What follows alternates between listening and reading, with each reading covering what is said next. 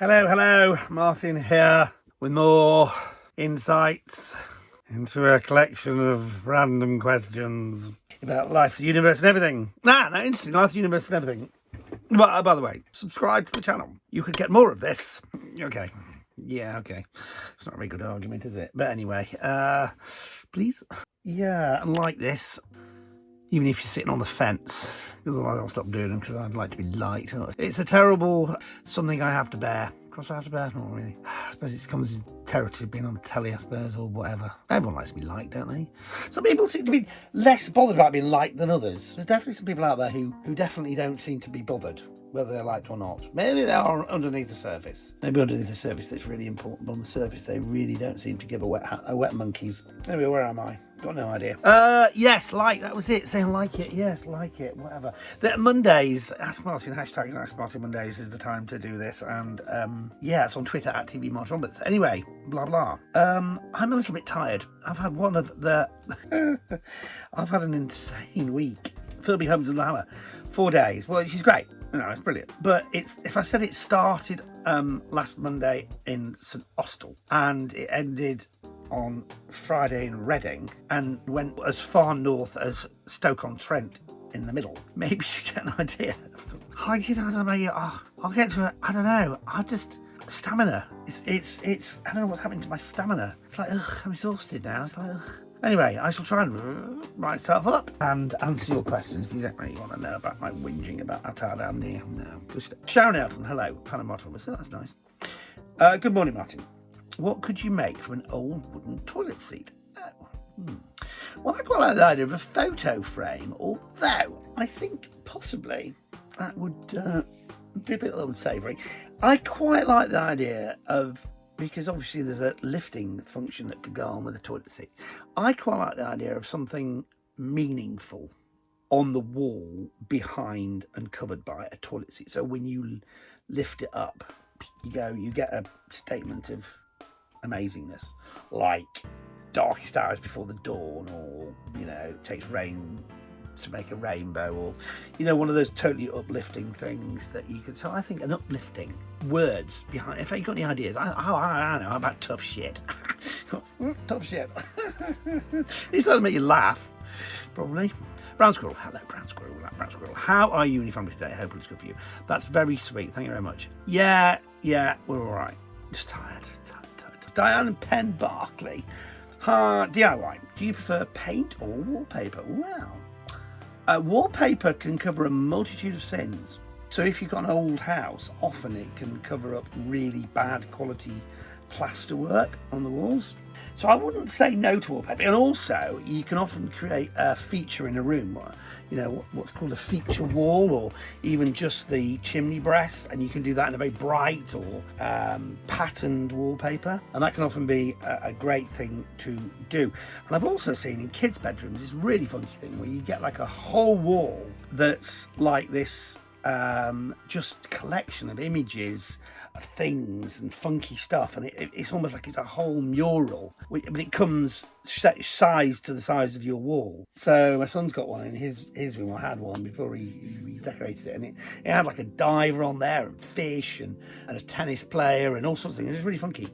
So there certainly are places of wallpaper. I mean, in general, if you've got a nice quality surface, then I would say paint is probably easier to just redo, but not if you're having to start from scratch. And also, you can use, certainly if you've got stone, you can use masonry paint, the ultra smooth masonry paint on inside walls, and that, if you've got rough walls, can actually get over that whole issue and enable you still to paint. So try that masonry paint inside. Nick Rook, hello Nick. Hi Martin, when you travel to places for Holmes and the Hammer, do you stay in cheap or expensive hotels, or do they let you pick where you stay? Well, we are doing the show on a budget, and it's a daytime TV budget, which is fairly small compared to other parts of the television spectrum. So they try and get me, and I've forgotten what the budget is. It's not that much. I don't think it's in triple figures. So actually, it's kind of level. But I would rather stay in places that have got a bit of character than places which are, the kind of thing. They're just always the same when you go there. It's like, because I travel so much, at so many places you kind of lose track of where you are. So yeah, I'd probably rather stay somewhere with a bit of character.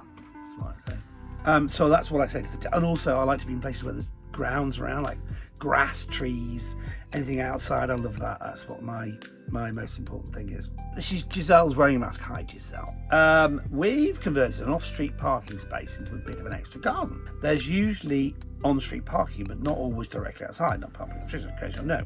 If we sell, should we return to a parking space beforehand or leave it to the new owners to choose? I would say that off-street parking is going to make your property a lot more appealing and valuable than having an extra bit of garden. In fact, it's one of the things I advise people to do because it's not that expensive to actually get. You have to apply for planning permission, certainly to not necessarily to park your car in your garage, but in the garden, but to lower the curb. But it doesn't cost too much, and it can really add a lot of value to your house. So I would say for sure stick with that. Here's Roy. Hi, Roy. Hello again, Martin. Hello, Roy again. Who put the bop in the Bop Shoe Wop Shoe Bop? That should probably be Bop Shoe Wop Shoe Wop. Bop. Who put the bop in the Bop Shoe Wop Shoe Bop? Where is it? Bop Shoe Wop Shoe Bop. And who put the ram in the Ramalama Ding Dong? Also, who wrote the Book of Love? And why is it not possible to get a decent meat and potato pie in the south of England? Well, if I said... No, actually, I think, Roy, I think I might be out of sequence here. I think there might be a whole sequence of questions which I've missed out on. Oh, my word. I'll have to go and find those for you. Because I think he had a previous set of questions, which I think I answered with the letter, just with the number 42. And I think this was a follow-up question. So he obviously wasn't put off by my, on the face of it, slightly evasive answer. But it wasn't. If you're a fan of Douglas Adams, you'll know that 42 is the answer to everything. The only problem is they don't know what the question was. Anyway, so who put the bop in the box? I don't know.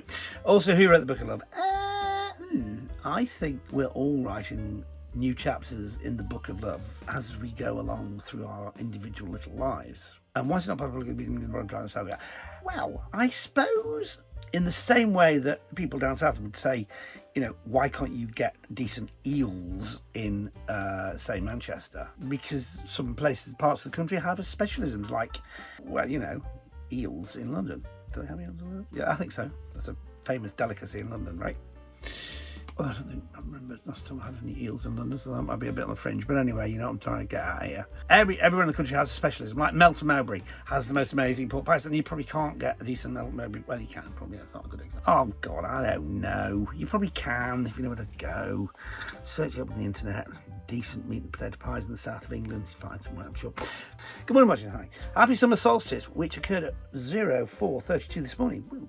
When it comes to the sun, what's your personal preference regarding house facing direction so as to get the best of it at a particular time of the day you like? Well, I do like sunset, so I think southwest facing, so you get the sun going boink down, because I don't like keen on the sun in the morning, kind of waking me up.